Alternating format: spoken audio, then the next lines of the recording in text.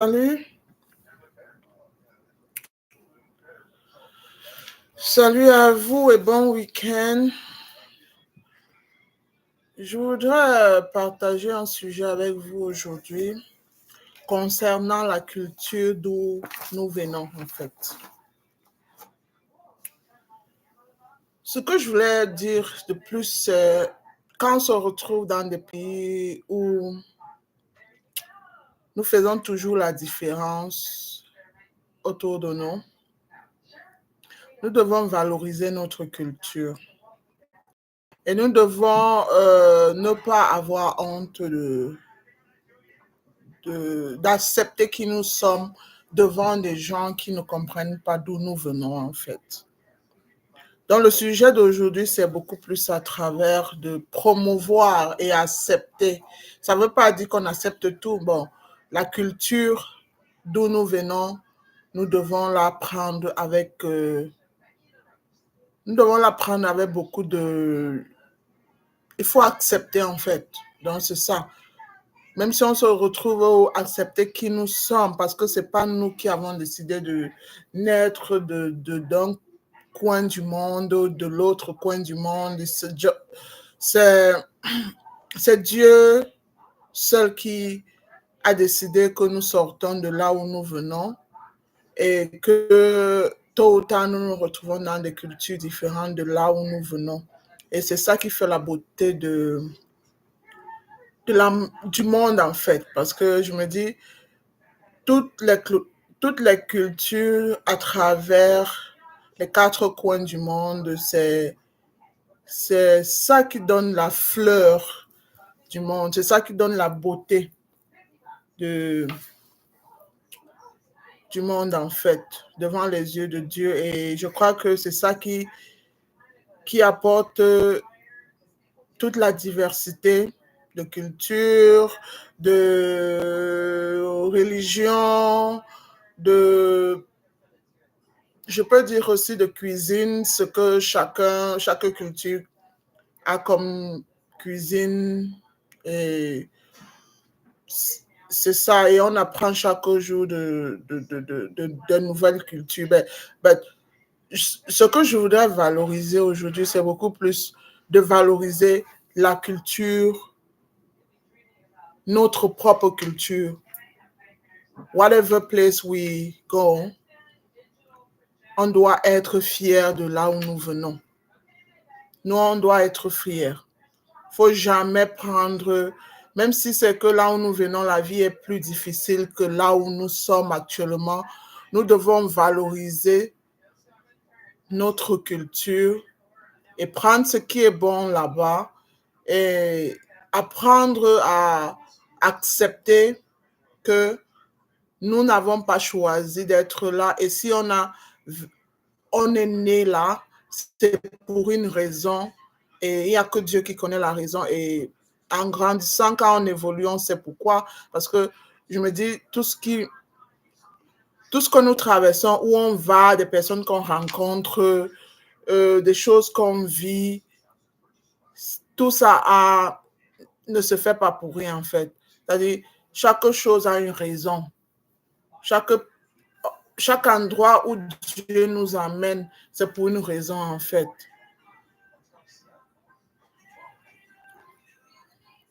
Je m'excuse pour tous les bruits qu'il y a derrière, mais je crois que euh, je voulais vous dire juste que euh, si vous pouvez me donner juste une minute, je vais arrêter.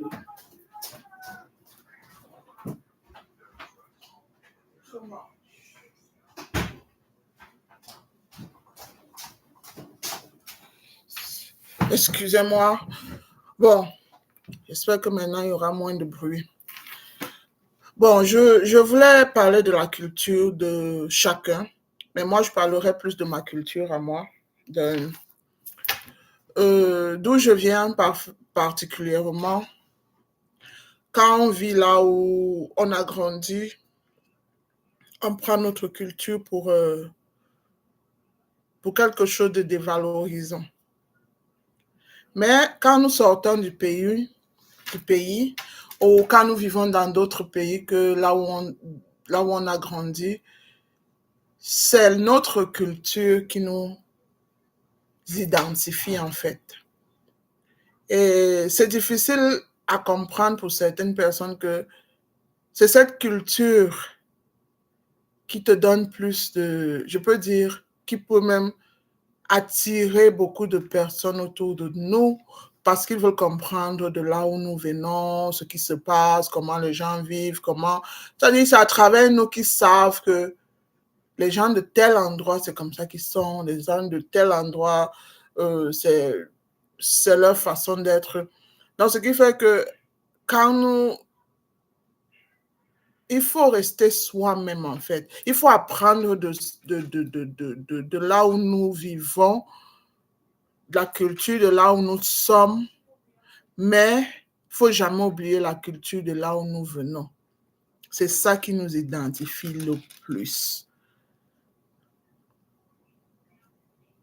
Donc, ce que je voulais dire aussi, c'est que, selon mon expérience, en fait, c'est quand tu te retrouves autour de certaines personnes qui n'ont jamais vécu, qui n'ont jamais été à côté des gens comme nous, en fait. Quand je dis nous, c'est-à-dire qui ont une autre culture, une autre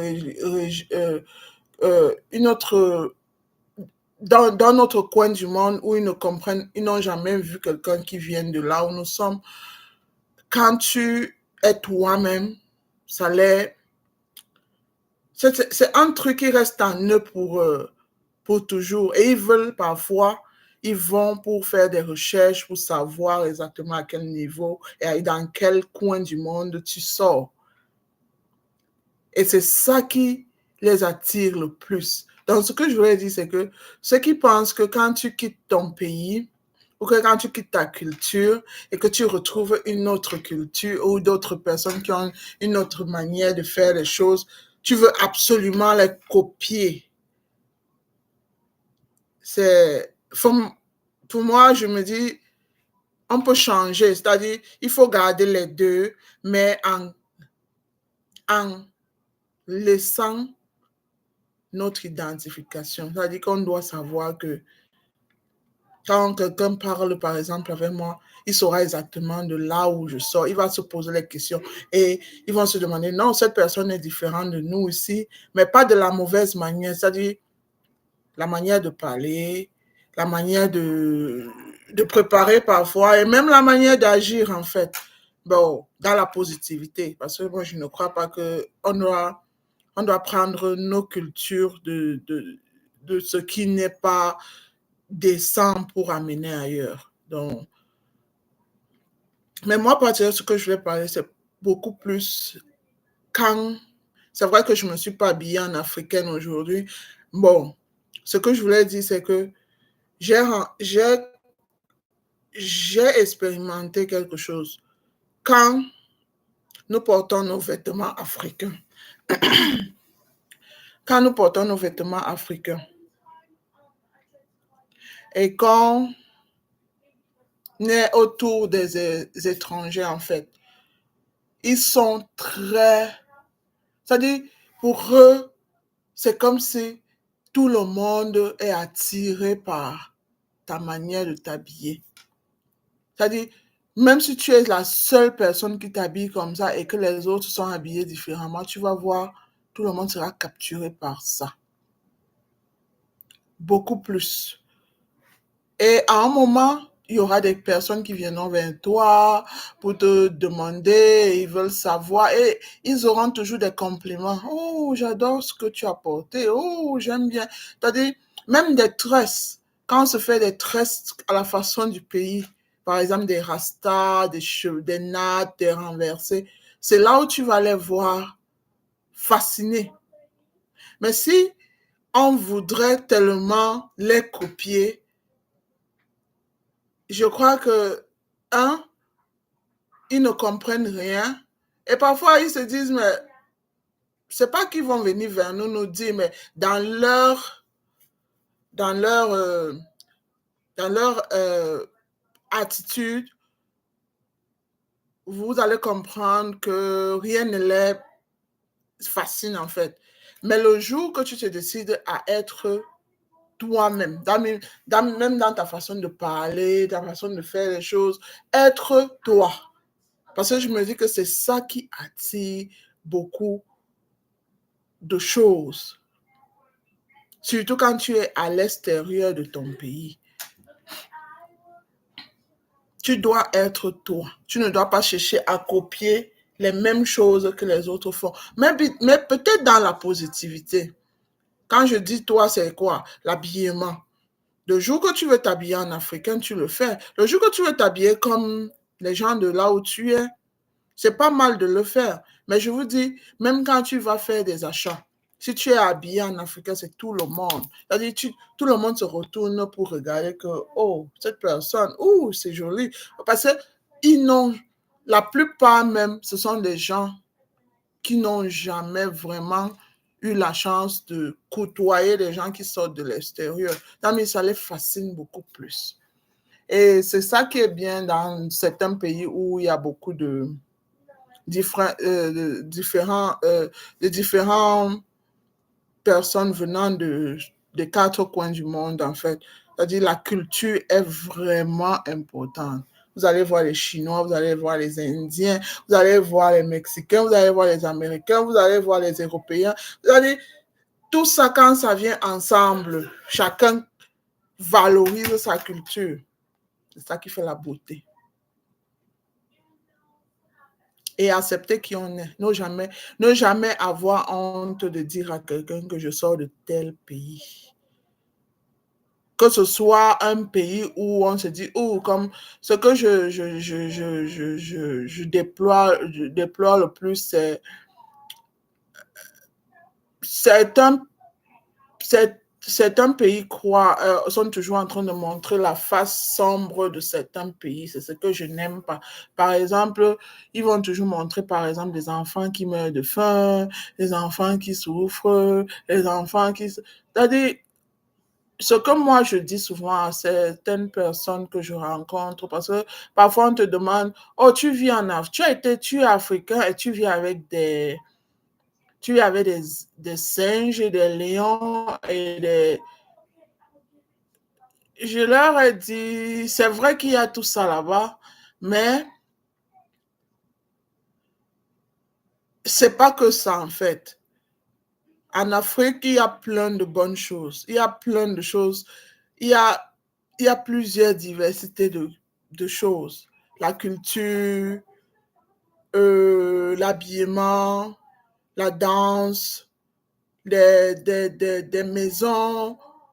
Par exemple, quand vous allez au centre, vous voyez les maisons qui sont construites pour les chefs. Vous partez à l'ouest, il y a des maisons il y a des montagnes, il y a des rivières, il y a tellement de choses à découvrir que c'est pas seulement le côté où on va dire oh, les gens manquent de faim, non, rien à manger, les gens. C'est vrai que ça existe aussi, mais c'est la première chose que on met dans la tête des enfants qui grandissent dans des pays, non, des pays un peu développés.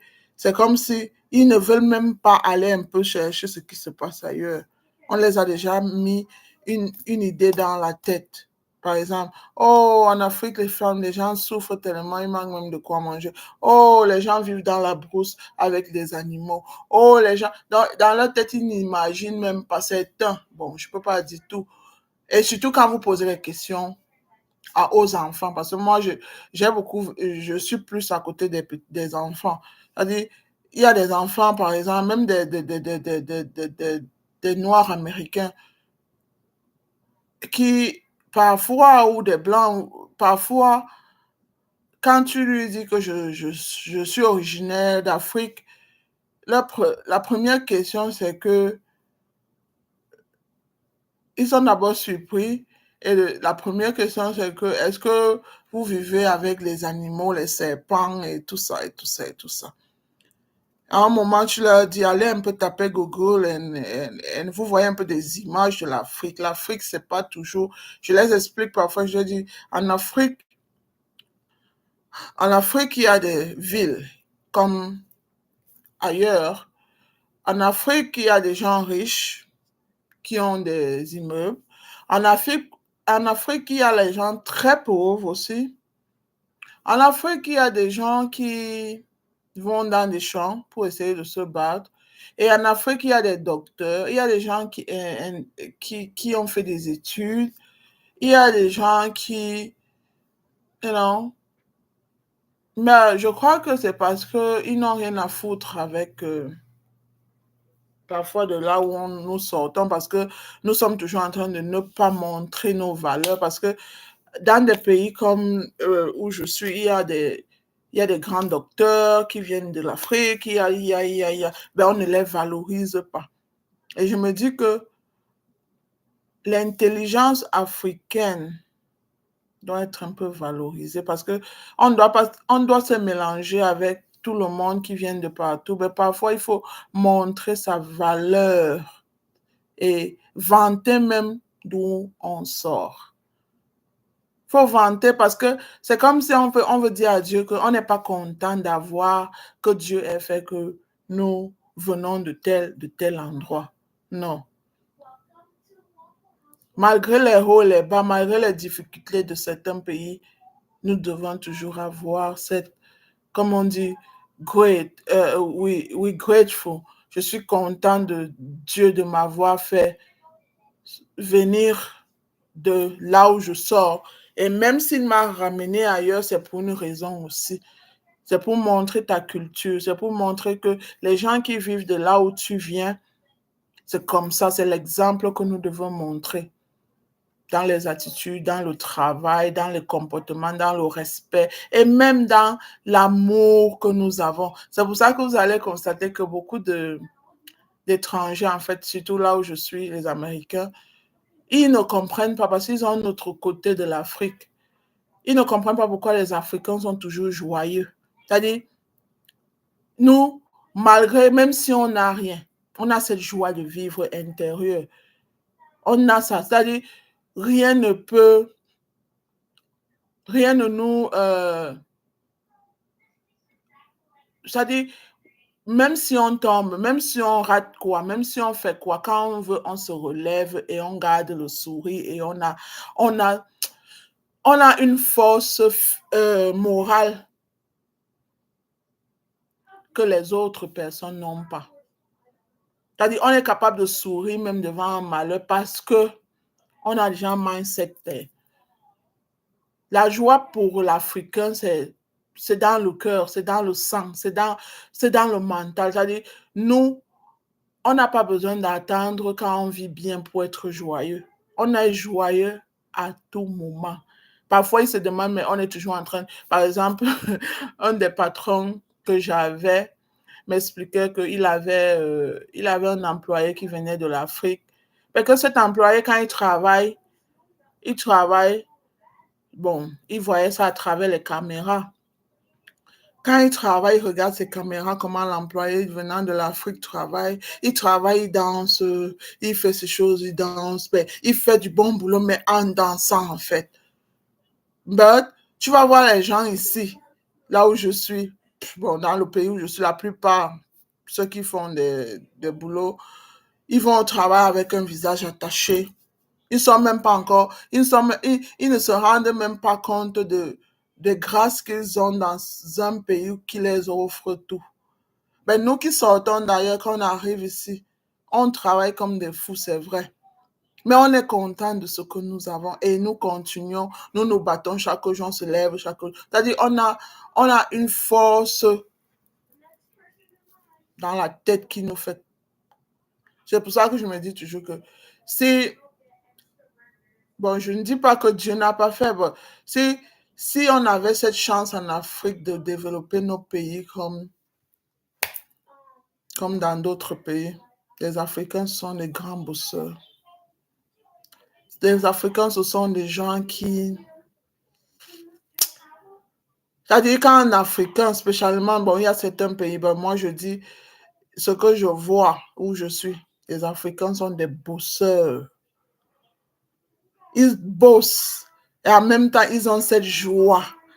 C'est-à-dire, les gens ici se posent souvent la question, mais Ces gens-ci ne se fatiguent pas. Parce que nous savons d'où nous venons. Mais ils ne peuvent pas comprendre parce que nous, on leur dit toujours, vous ne savez pas d'où on vient. C'est pour ça que vous ne comprenez pas pourquoi nous, on est comme on est. Parce que parfois, tu veux chercher le travail, tu n'as pas moyen d'avoir du travail. Et même un petit boulot qui peut te donner, parfois tu travailles, on ne te paye pas. Et parfois même nos cultures aussi. Parce que quand moi je parle de la culture, c'est que quand on ne valorise pas nos cultures, par exemple, quand tu viens quand tu vas en Europe ou bien tu vas aux États-Unis, je vous dis que rien que parfois ta manière de t'habiller, c'est ça qui les... C'est-à-dire, ils sont impressionnés. Ils aiment les gens qui acceptent d'où ils viennent et qui veulent faire les efforts. Ils adorent ça. Mais quand tu arrives, tu veux faire exactement comme eux. C'est-à-dire, on ne dit pas de ne pas copier ce qui est bon chez eux, mais bon, tu ne vas pas devenir quelqu'un, vouloir vivre une vie dans un pays comme si toi, tu as vécu là avant les gens qui étaient là. Non. Tu dois valoriser d'où tu sors, leur faire comprendre que je sors de tel endroit. Et c'est comme ça que l'endroit là est, c'est comme ça que nous vivons là-bas, c'est comme ça que nous sommes. C'est-à-dire, ça leur donne un peu l'impression qu'ils vivent autour de quelqu'un qui valorise son pays, malgré que tu es dans leur pays, que tu aimes leur pays. C'est comme ça. Bon. Et à part ça aussi, je parlais aussi des familles qui viennent avec des parents, des enfants, ou bien qui ont des enfants, qui font des enfants dans des pays étrangers.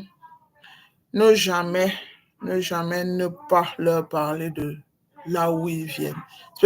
Si eux, ils ne connaissent pas, bon, il faut toujours les présenter certaines choses qui montrent d'où nous venons. Par exemple, moi, je m'habille beaucoup plus en africaine. C'est parce que je viens de me réveiller. C'est-à-dire, moi, je porte beaucoup plus dans mon pays, on appelle le kaba. Je porte le kabangondo, je porte les gants, je porte... C'est-à-dire, j'ai des tresses parfois, mais comme, bon, pour avoir des tresses ici, il faut avoir aussi beaucoup de temps. Moi, j'essaie de ne pas me fatiguer à me faire des tresses à tout moment. Bon, mais si j'avais, comme on dit, le temps, comme quand j'étais au Cameroun, en fait, je me ferais des nattes, des renversés, je me ferais des passe-mèches, c'est-à-dire, tu mets même des coris là, parce que quand tu mets même les coris, c'est comme si, parce que je fais souvent des tresses à ma fille. Quand je fais mes tresses à ma fille, elle va à l'école, j'ai des appels téléphoniques, tout le monde qui aime ce qu'elle a sur la tête, tout le monde qui demande comment on a fait pour faire des tresses. C'est-à-dire, tout ce qui sort de ta culture, il faut valoriser. Valoriser. Et je vais un peu parler de nos ancêtres aussi, parce que c'est un autre sujet, mais je veux juste brosser un petit coup pour dire, nous avons un Dieu qui a fait le ciel et la terre, et Jésus-Christ qui est mort sur la croix pour nous. Et nous, en tant que chrétiens, nous croyons en Jésus. But, en tant qu'Africains, je crois que tout ça va ensemble. Moi, c'est mon point de vue. Peut-être quelqu'un ne sera pas content d'entendre ça. Mon point de vue, c'est que quand tu sors d'un endroit, par exemple, moi, je ne veux pas mentir, la culture de ma mère, la culture de mon père, c'est beaucoup plus la culture de mon père que j'ai vu des choses. Bon, j'ai vécu avec ma grand-mère aussi, un peu. Elle était le genre, elle faisait des... Bon, elle était le genre que quand elle voit quelque chose, même dans la cuisine, elle va prédire des choses. Par exemple, elle voit un truc comme un papillon, elle va dire, ouh, il y a un étranger qui arrive à la maison. Et 2 jours, 3 jours après, tu vois un étranger qui descend de la voiture et qui arrive chez ma grand-mère au village. Et chez ma grand-mère au village, la route est très mauvaise. C'est-à-dire, elle voit ça avant que ça n'arrive.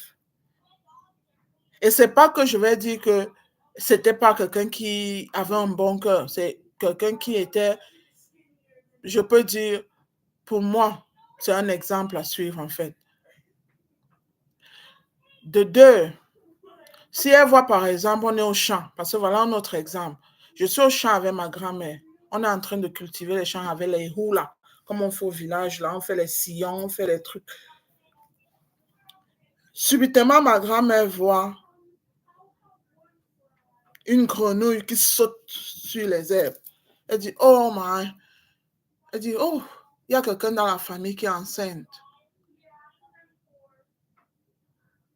Moi, toute petite, je lui demande comment tu sais. Elle me dit, ça c'est le signe de quelqu'un dans la famille qui est enceinte.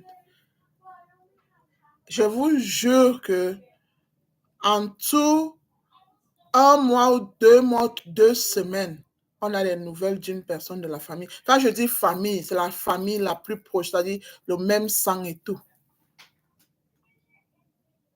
Et quelqu'un va me dire que, et parfois, parce que je n'ai même pas fini, je me rappelle aussi une fois, on va au champ.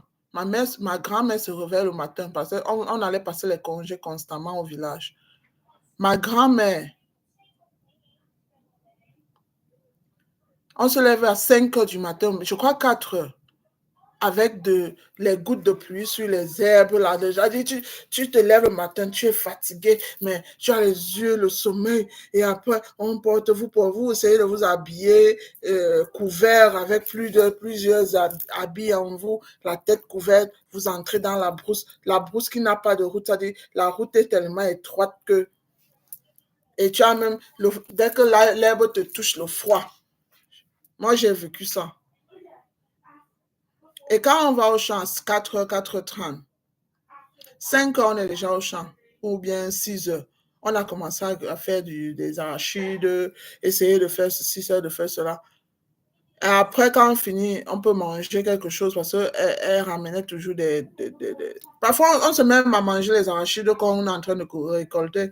C'est-à-dire, et on a de l'eau et tout ça. Et parfois, on n'a même pas de l'eau, on va dans une petite source juste près du champ. C'est là où on prend de l'eau et puis on boit. On recommence encore le travail. C'est-à-dire, on va passer toute la matinée là-bas. Mais quand il est midi, ma grand-mère regarde le ciel comme ça. Elle sait qu'il est midi. Comment qu'il est midi? Elle n'a pas d'heure, elle n'a pas de montre, elle n'a rien. Et à midi, elle dit, commençons à préparer les choses pour rentrer. Et là, on commence à prendre du bois, on met dans le panier, le bois à chauffer, à préparer à la cuisine. Et on cherche du manioc. On essaie d'avoir tout ce qu'on a besoin du manioc, les feuilles de manioc pour aller piler au village, des macabos, tout ça, et les arachides même à bouillir. Bon, les arachides, oh, j'adore. En fait, c'est des petits signes comme ça qui me font croire que la culture africaine est importante pour nous de la connaître et de la garder. Parce que Dieu n'a pas été fou de nous faire naître là où nous sommes nés. Nous devons garder ça. Et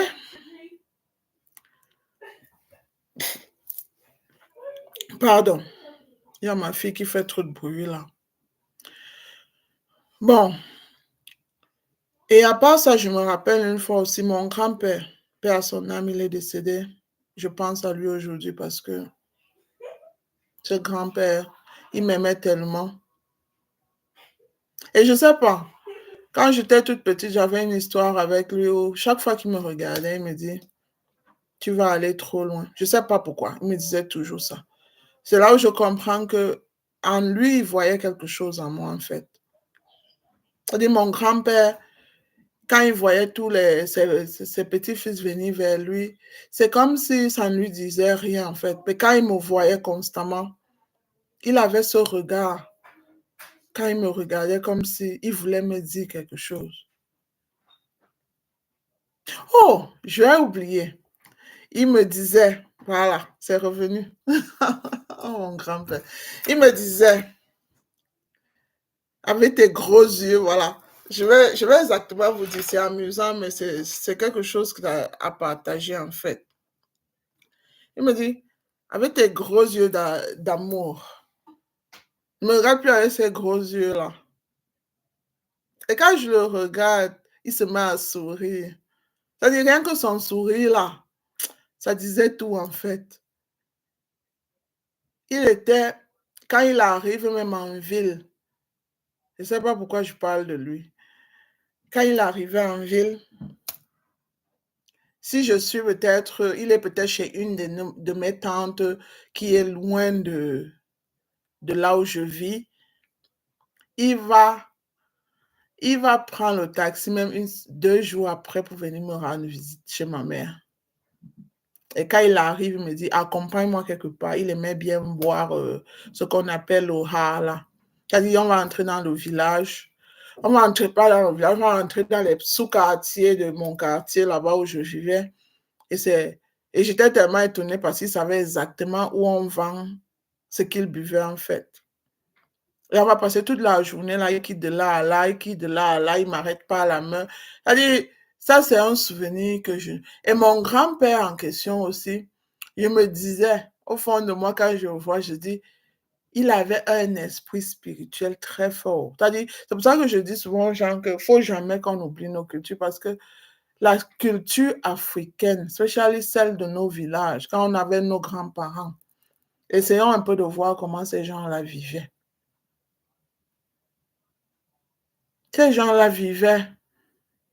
C'est comme si ils voyaient, ils prédisaient des choses et ils faisaient des choses.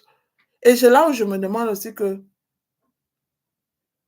il y avait des gens qui croyaient en Dieu avant, qui utilisaient le pouvoir que Dieu leur donnait, mais qui ne lisaient pas la Bible. C'est-à-dire, à l'époque là, ils n'avaient même pas de Bible. À l'époque là, ils savaient ce qui est bien et ce qui est mal. C'est-à-dire, ils utilisaient la culture. Parce que je me dis, dans la culture, il y a ce qui est bien et ce qui est mal. Dans la spiritualité, il y a ce qui est bien et ce qui est mal. Dans nos cultures du village, il y a des gens qui utilisent la force spirituelle qu'ils ont pour le bien ou pour le mal. Donc, je reviens vers là pour dire que dans nos cultures, il y a des choses que nos parents, nos grands-parents faisaient. Quand tu grandis, tu te demandes que comment ils ont su ça? Comment ils ont vu ceci? Comment quand tu es avec eux, ils savent quand un étranger va venir leur rendre. C'est-à-dire, dans tout un village qui n'a même pas une bonne route, c'est-à-dire peut-être une voiture passe après une semaine ou deux voitures après une semaine. C'est-à-dire, les gens se voient, les gens voyagent difficilement même pour arriver dans les villages. Mais un jour, ta grand-mère voit un truc, elle te dit, oh, j'aurai un étranger bientôt. Comment tu sais? Et je me rappelle mon grand-père, revenant sur mon grand-père, je ne sais pas, il avait des problèmes peut-être avec son cousin du village depuis longtemps en fait. Et un jour, on est à la cuisine. Vous connaissez les cuisines du village où on utilise les lampes tempêtes. Euh, Mon grand-père, et les maisons sont toujours divisées. La cuisine est séparée de la grande maison. C'est-à-dire, nous, on est dans la cuisine où il y a des petits lits en bambou, le petit feu au milieu des bambous.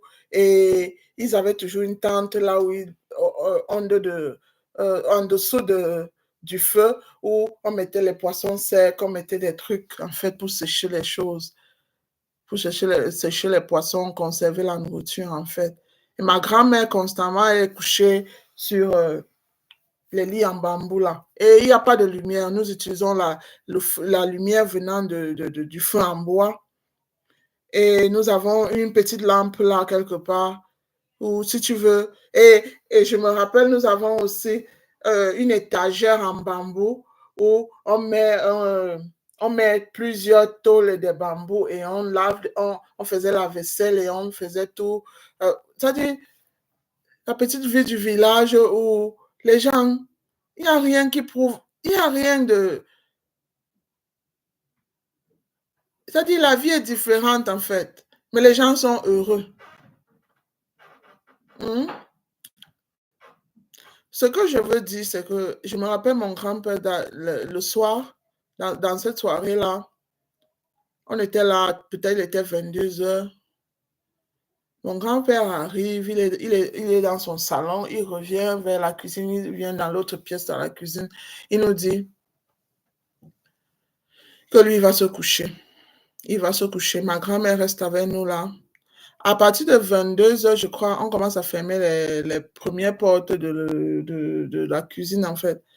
Et ma grand-mère, pardon, on était là, on mangeait. OK. On nous a servi un gros plat de légumes qu'on appelle le pum, avec le manioc frais. Et on était assis autour de ce plat. Vous avez plus de 7 ou 8 personnes et on avait des cuillères où nous tous on mangeait ensemble dans une grande assiette, en fait. Au moment où nous sommes en train de manger, on parle, on cause. Ma grand-mère voit un insecte qui marche à travers sur le sol. Et le sol était, vous connaissez les sols en terre du village. Marche et ça fait de la lumière, un genre. Ma grand-mère dit, pardon, fermez les portes, finissez de manger, vite on passe se coucher. Et on lui demande pourquoi maman, pourquoi grand-mère? Parce qu'il y a quelqu'un qui arrive. Je crois que c'est une mauvaise nouvelle qui arrive. Elle nous presse de manger vite. On commence à manger très vite. Après, au moment où on finit de manger, elle ferme toutes les portes et on va dans l'autre pièce, dans la grande maison.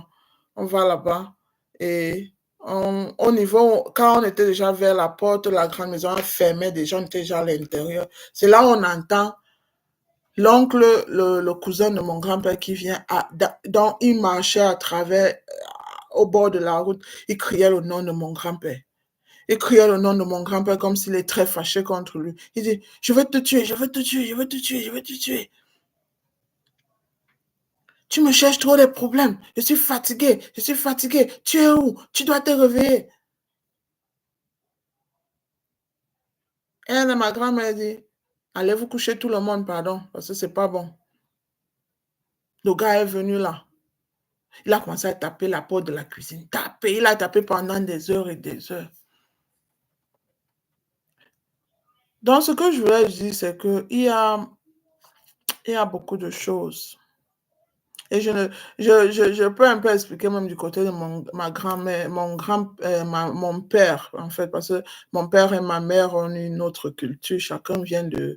Mon père vient de l'ouest du Cameroun, ma mère vient du centre du Cameroun. Donc, la culture est vraiment différente. C'est pour ça que je dis souvent aux gens que il faut accepter d'où on vient, que ce soit, d'où on vient, on ne doit pas faire, non.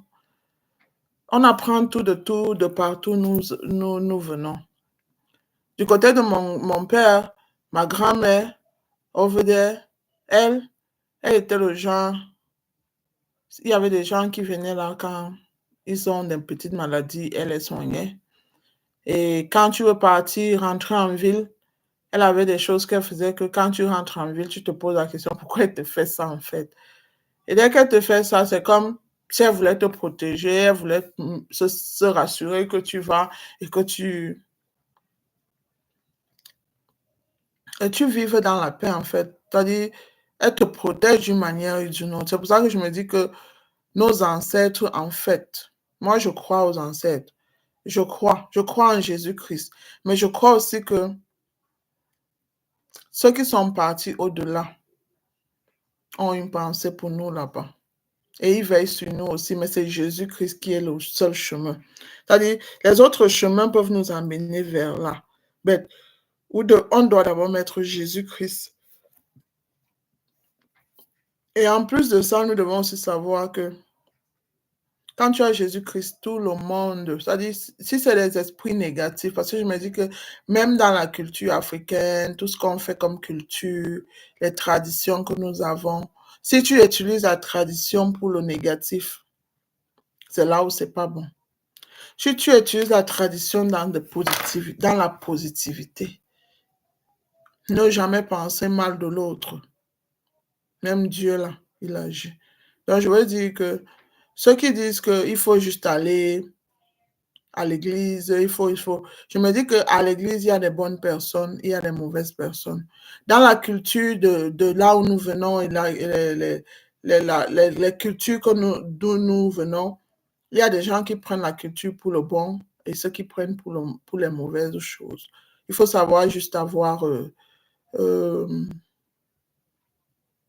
le discernement et demander à Dieu de nous donner le discernement parce que je crois que même quand un bébé naît, sans qu'il ne sache même qui est Dieu ou tout ça, il connaît déjà que je n'aime pas ça, j'aime ça.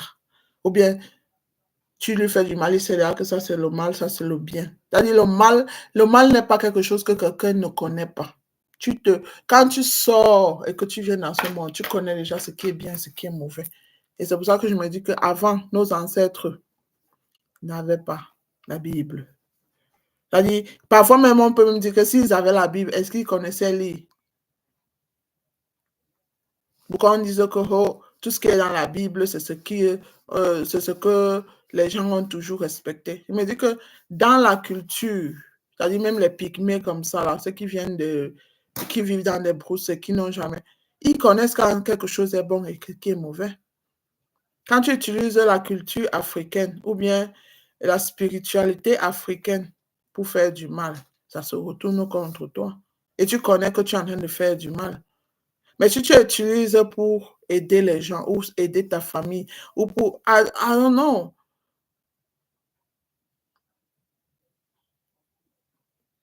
Donc, c'est ce que je voulais dire, que l'être humain connaît quand il fait du mal. Nous devons valoriser nos cultures, prendre ce qui est bon et ne pas prendre ce qui est mauvais. Et ne jamais avoir honte de valoriser notre culture. Dans l'habillement, dans le comportement, on prend tout ce qui est positif et on valorise. C'est comme ça.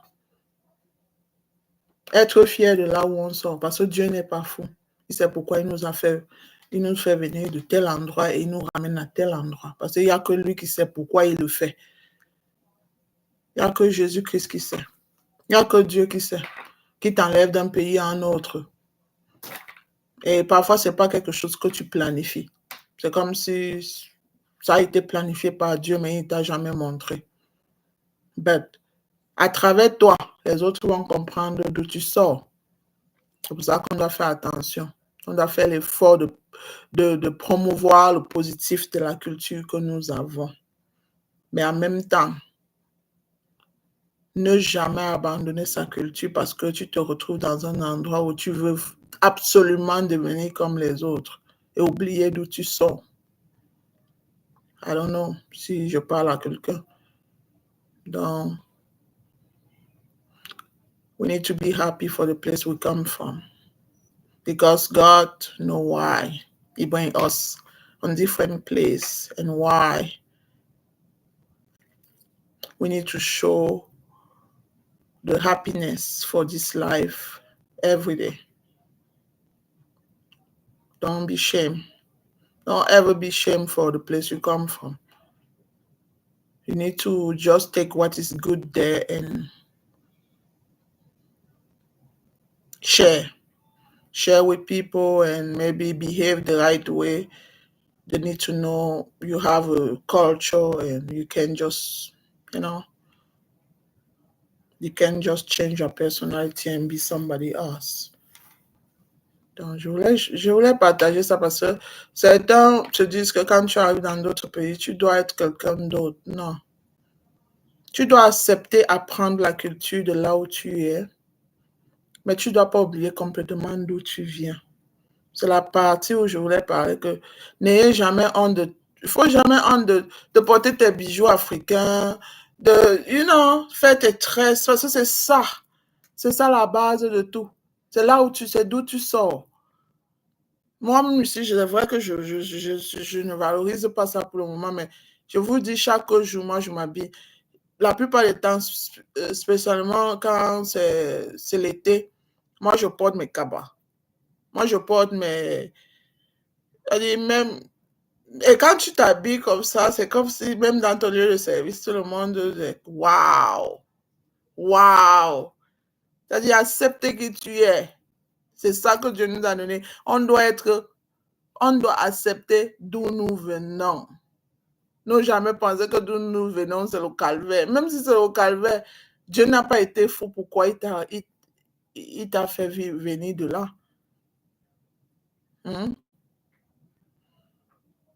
Et vous devez comprendre, comme on dit chez nous au Cameroun.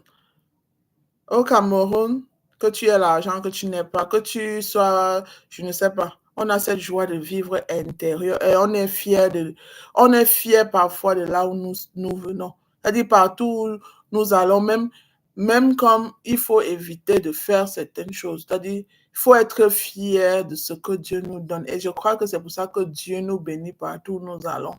On accepte ce qu'il nous donne et on cherche plus. On accepte qui nous sommes et il nous donne plus. On accepte de valoriser qui nous sommes sans avoir honte. Et ne laissez personne te faire croire que tu n'as pas de valeur parce que tu sors de je ne sais d'où. Il faut leur montrer d'abord, tu es discipliné dans ta manière de faire. Tu as toujours la joie de vivre, tu as ce sourire. Ce sourire que certains aiment avoir juste quand ils ont tout, je sais pas, quand ils se disent que la vie va à 100% bien. Non. Parfois, il faut garder son sourire, même si. C'est-à-dire, il faut que tu viennes d'avoir un moment difficile maintenant, 5 minutes après ou 1 heure après, va pleurer dans ta chambre et après, quand tu sors de ta chambre, tu mets une musique que tu adores et tu pries. C'est-à-dire, tu peux même prier avant parce qu'on dit tu pries d'abord et tu remets tout à Dieu. Mais ne garde rien dans le cœur. C'est ça qui nous donne la force en Afrique. On ne garde rien dans le cœur. Mais on travaille, on bosse. Donc, portez-vous bien et bon week-end à vous, en espérant vous retrouver dans une autre vidéo. Et j'espère que ça parlera à quelqu'un. Je vous aime beaucoup et bisous à vous. Bye.